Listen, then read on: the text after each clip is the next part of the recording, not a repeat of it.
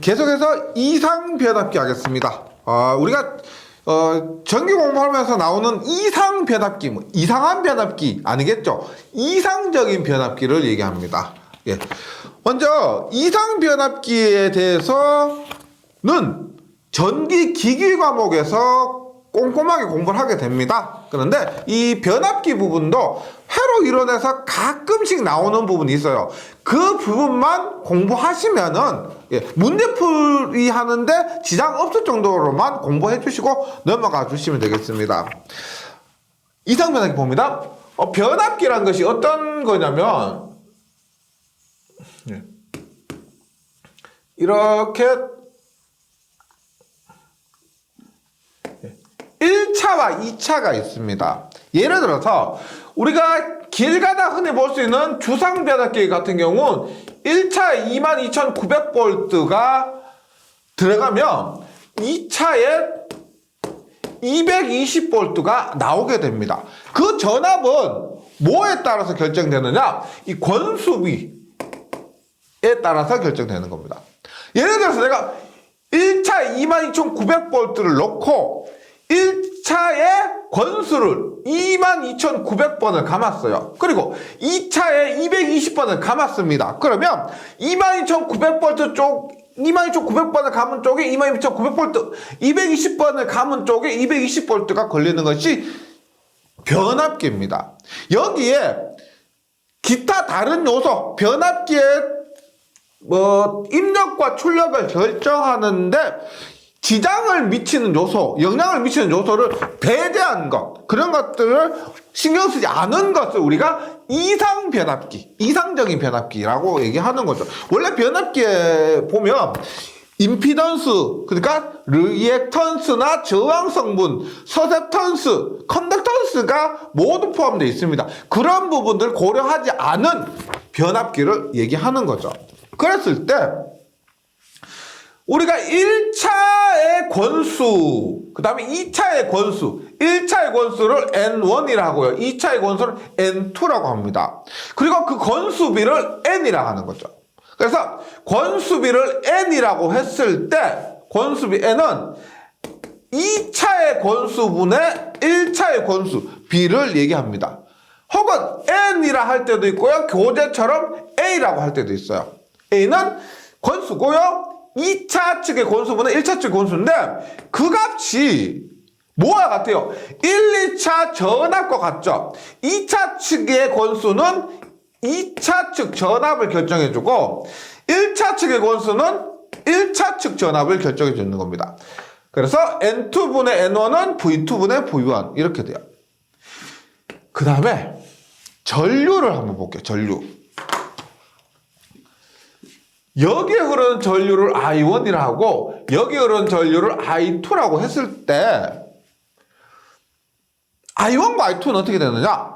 전압 V2, V1이니까 전류는 전압과 비례하니까 I2분의 I1이 아니냐라고 생각할 수 있는데요. 이 관계는 우리가 전력으로 해석해 주셔야 됩니다. 보세요. 변압기가 전압의 크기나 전류의 크기는 바꿀 수가 있습니다. 하지만 전력의 크기는 못 바꿔요. 1차 측의 전압, 1차 측의 전류, 2차 측의 전압과 2차 측의 전류가 있습니다. 그러면 전력은 P1 대 P2. 얘가 P1이고 얘가 P2요. P1 대 P2는 V1 I1 대 V2 I2인데 P1과 P2가 같다는 겁니다. 1차 측 전력과 2차 측 전력이 같다는 거예요. 이 전력의 크기는 바꿀 수가 없습니다. 그래서 V1 I1은 V2 I2가 돼요. 그러면 전압처럼 보세요. 얘가 넘어가요. 얘가 넘어갑니다. V2분의 V1은 넘어가니까 I1분의 I2가 되는 거죠. 전류의 B는 반대입니다. I1분의 I2가 돼요. 2, 1, 2, 1인데 전류는 1, 2. 네. 그 다음에 전력을 통해서 전력이 같다 그랬죠. 그것 통해서 저항값은 어떻게 될까요? 전력과 2차측 전력이 같다 그랬죠. 그럼 보세요. 1차측 전력 I1의 제곱 곱하기 R1과 I2의 제곱 곱하기 R2가 같습니다. 그러면 얘 넘어가요. 보세요. 넘어가면 I1의 제곱분의 I2의 제곱은 R2분의 R1이 됩니다. 제곱을 없애는 대신에 루트를 씌우게 되면 나왔죠? I1분의 I2는 루트의 R1분의 R2가 됩니다. 루트의 R1분의 R2. 임피던스도 마찬가지요. 루트의 Z2분의 Z1. 리액턴스도 어떻게? 루트의 인덕턴스도 L2분의 L1 이렇게 되는 겁니다. 그래서 2 예, 이거 바뀌었죠. 예. 1, 2, 1입니다. 예. 2, 1. 예. 그리고 2, 2. 모두 2예요. 근데 전류만 이렇게 1, 2가 되는 겁니다. 전류만. 네. 이 관계는 앞에서 말씀드렸지만 전기 기계에서 더 꼼꼼하게 공부하시면 되고요. 회로에서는 요 정도 관계, 이상적인 변압기에서 권수와 전압과 전류와 저항과 임피던스, 인덕턴스 이런 것들의 관계가 이렇게 나온다는 것 정도만 기억해 주시면 돼요. 네. 그 다음에 캠벨 브릿지라고 있습니다. 캠벨 브릿지. 우리가 휘스톤 브릿지는 뭐예요? 1장에서 들어보셨죠? 1장에서 들어보셨을 겁니다. 이것은 우리가 R1, R2, R3 만약에 3개의 저항값을 알고 있으면 이것을 통해서 R4의 값을 구할 수가 있죠. R1, R2는 R3, R4에서 3개의 저항 가지고 모르는 미지의 저항을 구할 수 있는 겁니다. 이것이 휘스톤 브릿지요. 캠벨 브릿지는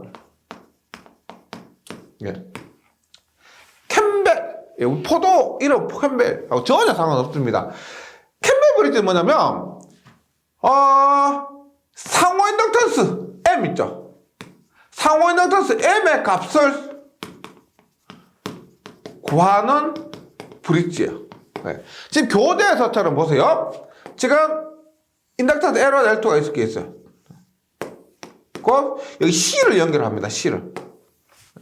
C를 이렇게 연결해서 이렇게 해서 보세요. 여기에 흐르는 전류를 I1이라고 하고 여기에 흐르는 전류를 I2라고 합니다. 그때 I2가 0이 되면은 이 C값이 있고요. 얘가 상호 인덕턴스 M이 있습니다. 그럴 때 뭐 C값, M값 상관없어요. 상호 인덕턴스 M은 오메가 C분의 1에서 제곱만 붙여주시면 돼요. 오메가 제곱 C분의 1 혹은 C값은 어떻게? C값은 오메가 제곱 M분의 1 이렇게 해서 상호 인덕턴스 M의 값을 구할 수 있는 것이 캠벨 브릿지가 돼요. 네. 이것도 유도하는 것은 상관이 없습니다. 모르셔도 돼요. 문제 풀이하는 데는. 만약에 풀이하는데 문제 푸는데 지장이 있다면은 유도를 해야 되겠지만 제가 지금까지 하면서 유도하지 않았던 부분이 있고 유도했던 부분이 있습니다. 유도하지 않았던 부분은 문제 풀이하는데 크게 지장이 없기 때문에 넘어간 것이고요. 만약 이 부분이 굉장히 중요하다, 반드시 알아야 된다 하는 것은 제가 꼭 유도를 하게 됩니다. 그래서 이런 것들은 뭐 투자 대비, 공부 노력한 투자 대비 효과가 별로 없어요. 그래서 결과 암기해 주셔도 상관없다 이렇게 말씀드립니다. 그 다음에 벡터 궤적이 있습니다. 벡터 궤적 뭐요? 그림입니다. 뭔가 변함에 따라서 지나가는 것을, 그 과정을 그림으로 나타내는 것. 그래서 여기서는 임피던스 궤적이나 혹은 어드미턴스는 전류와 같죠. 전류와 어드미턴스는 비례하기 때문에 전류 궤적 혹은 어드미턴스 궤적합니다. 임피던스 궤적과 어드미턴스 궤적 혹은 전류 궤적에 대해서 공부를 해보도록 하는데, 궤적에 대해서는 보세요. 임피던스 궤적은 뭐요? RL, RC 요 정도 보시면 돼요. RL, RC에서 궤적은 우리가 두 가지가 바뀔 수가 있어요. 일단 R 값 C 0에서 무한대로 변하거나 R 값이 0에서 무한대로 변할 때 궤적, 혹은 XL과 XC, L과 C는 XL과 XC를 결정하죠. 그때 XL과 XC는 주파수에 의해서 결정됩니다. 따라서 주파수가 혹은 오메가죠, 오메가. 오메가는 2파이 F니까요. 주파수가 변한다 혹은 각속도 오메가가 변한다. 주파수 혹은 오메가가 0에서 무한대로 변할 때 궤적입니다. 그 다음에 얘도 어떻게 임피던스 궤적할 때는 직렬과 병렬 이렇게 나눌 수가 있죠. 그래서 RL 직렬, RC 직렬, RL 병렬, RC 병렬 이럴 때 저항이 0에서 무한대까지 변하거나 주파수 혹은 각속도가 0에서 무한대까지 변할 때 그 궤적이 어떻게 그려지느냐? 어드미턴스와 전류도 마찬가지죠. RL, RC에서 직렬, 병렬 했을 때 R이 0에서 무한대, 주파수 혹은 오메가가 0에서 무한대까지 변할 때 어떤 그림을 그리느냐 하는 겁니다. 이것도 못 알 수는 없고요. 자주 나오는 것 한번 천천히 증명을 한번 해보도록 할게요. 그래서 다음 페이지는 정리 부분 있죠. 이 부분 잘 암기해 주시면은 이 벡터 궤적에서도 대부분 맞출 수가 있습니다. 볼게요. 먼저 R 일정입니다. R이 일정하고요. 그 다음에 오메가가 0에서 무한대까지 변합니다. 오메가가 0에서 무한대까지 변한다 했을 때 오메가는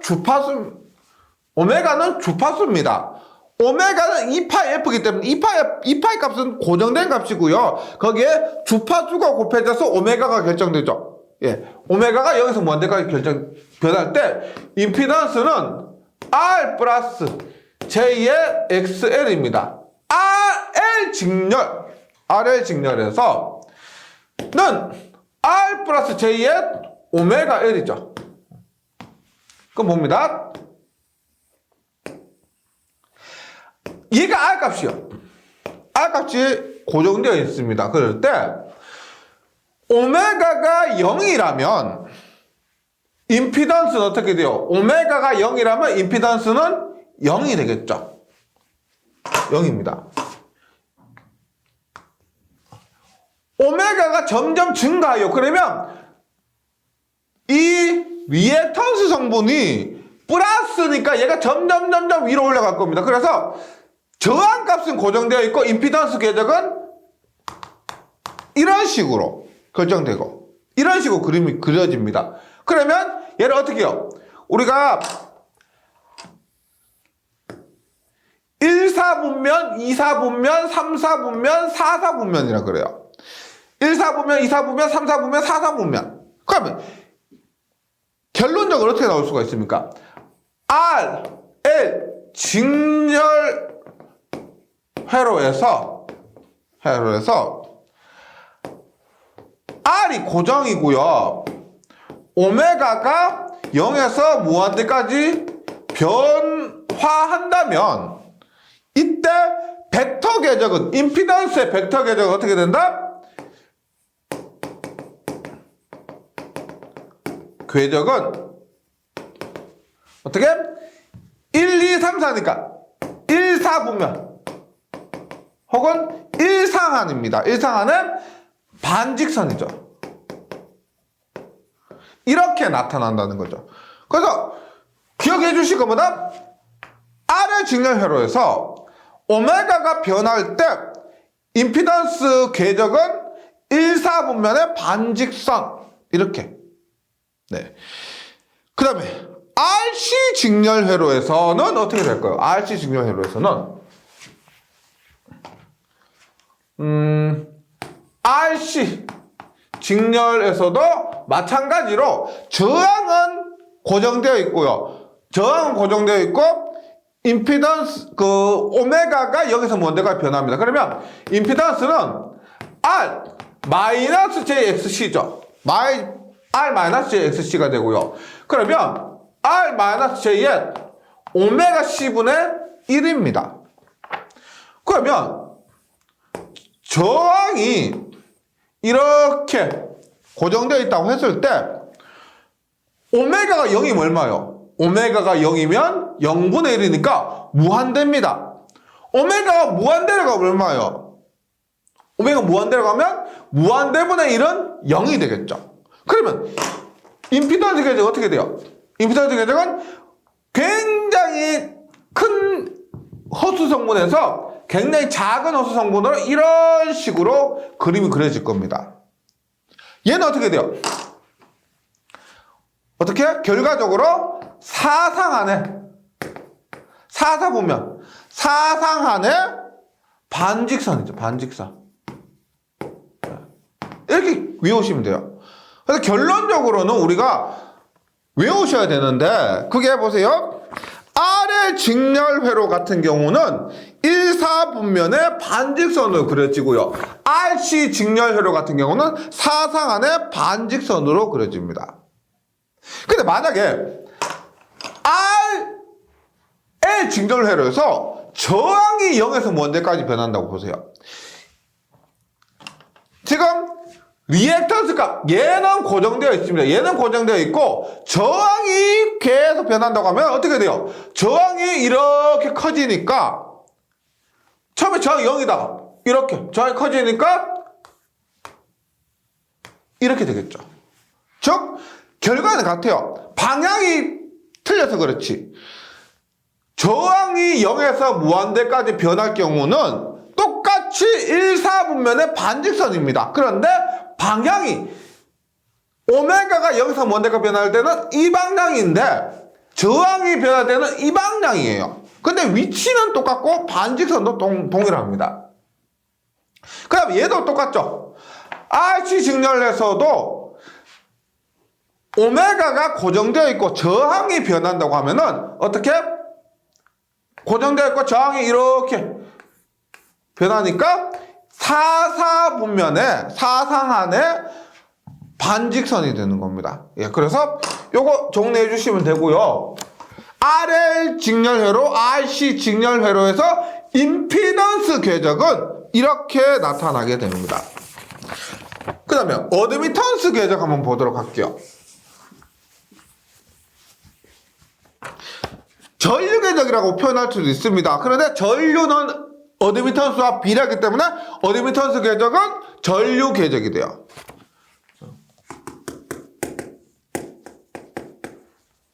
대표적인 한번 볼게요. R, L 직렬회로에 R의 직렬회로에 어드미턴스 궤적이요. 그러면 임피던스는 R 플러스 J 오메가 L이죠. R의 직렬회로에서 임피던스는 R 플러스 J 오메가 L이면 어드미턴스는 임피던스분의 1이니까 R 플러스 J 오메가 L분의 1입니다. 이렇게 되겠죠. 그러면 여기에서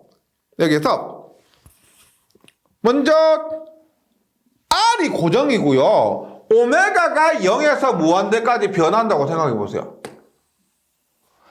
R이 고정입니다.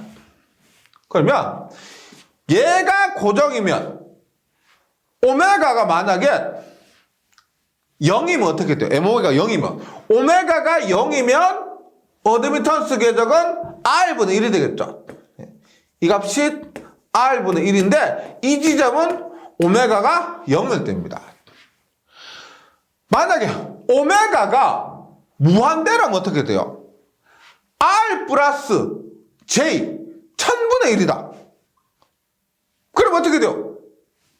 오메가가 무한대로 커지면 이 분모가 굉장히 커지고 굉장히 큰 값보다 1하면 0이 되겠죠. 0이 될 겁니다. 0. 그 다음에 지금 여기에서 J가 분모였죠. J가 분모였습니다. 그러면 얘는 어떻게 된다? 밑으로 이렇게 반원을 그리게 됩니다. 반원을. 여기가 오메가가 무한대가 되는 거고요. 반원. 그래서 보세요. 어드미탄스 궤적은 전류 궤적과 동일합니다.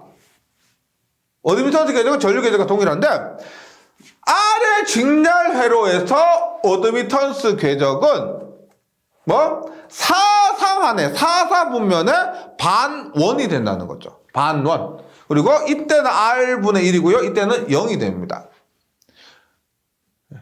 동일하게 RC 직렬 하면 어떻게 될까요? RC 직렬은 대략적으로 추측하건대 어떻게? 이런 식으로 그죠? 이런 식으로. 그럼 만약에 RLC 직렬에서 어드미턴스 궤적하면 어떻게 될까요? RLC 직렬에서 어드미턴스 궤적이라고 하면은 어떻게? 얘를 합친 거죠. 합친 거 어떻게? 원점을 지나는 원이 됩니다. 그래서 R의 직렬에서 어드미턴스 궤적은 사상한의 반원. C 직렬 회로에서 어드미턴스 궤적은 일상한의 반원. 그다음에 RLC 직렬 회로에서 어드미턴스 궤적은 원점을 지나는 하나의 원이 된다. 이런 식으로 정리해 주시면 돼요. 그래서 모두 할 수는 없고요. 그래서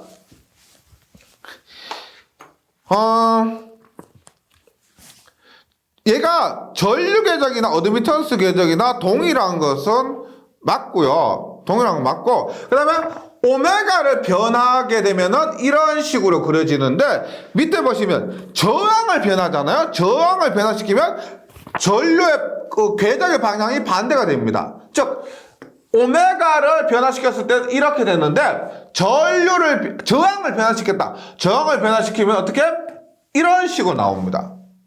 네, 요거 방향만 좀 기억해 주시고 나머지는 표를 외워주시면 돼요. 그래서 교재에 있는 표 있죠? 요거 잘 정리해 주시면 됩니다. 먼저 RL 직렬과 RC 직렬입니다. RL 병렬과 RC 병렬이에요. 이때 임피던스 궤적과 어드미턴스 궤적인데 제가 표로 외우라는 게 어떤 의미냐면 보세요.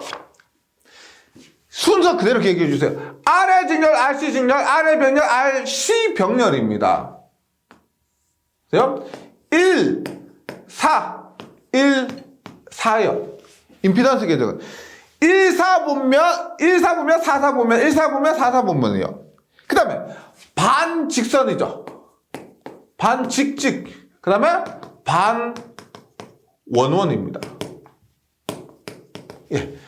1414의 직직원원. 예, 표 그렇게 되어 있죠? 1414의 직직원원입니다. 어드미턴스나 전류 궤적은 어떻게 되느냐? 얘를 뒤집으시면 돼요. 1414죠. 그럼 뒤집으면 어떻게 될까? 4141이죠. 4141입니다. 4141. 그 다음에 직직원원을 뒤집으면 직직 이렇게 되는 거죠. 그래서 RL 직렬은 14분면의 반직선 해서 1414 직직원원이고요. 전류나 어드미턴스 궤적은 4141의 원원 직직입니다. 그러니까 특별하게 앞에서 했지만 우리가 RL, C 직렬에서 어드미턴스나 전류 궤적 할 때 오메가가 0에서 무한대까지 변하면은 RC가 아니고요. RC입니다. 그러면 얘는 이렇게 원점을 지나는 원이 된다. 이렇게 하고요. 만약 회로가 복잡해진다고 하면은 임피던스나 어드미턴스를 구해가지고 직접 대입을 해보시는 수밖에 없습니다. 네, 그래서 벡터 궤적은 이 표가 중요합니다. 이 표 외워주시면 어느 정도 벡터 궤적에 대한 80% 이상의 문제는 맞출 수가 있고요. 좀 더 회화가 복잡해진다라고 하면 그 상황에 맞춰서 임피던스나 어드피던스를 구한 다음에 그림을 손으로 그려 보셔야 된다고 말씀드리고요. 예, 5장 이론은 여기까지 하고 다음 시간에 문제풀이에서 이론 내용을 보충하도록 하겠습니다. 예, 저는 다음 시간에 다시 뵙도록 하겠습니다. 수고하셨습니다.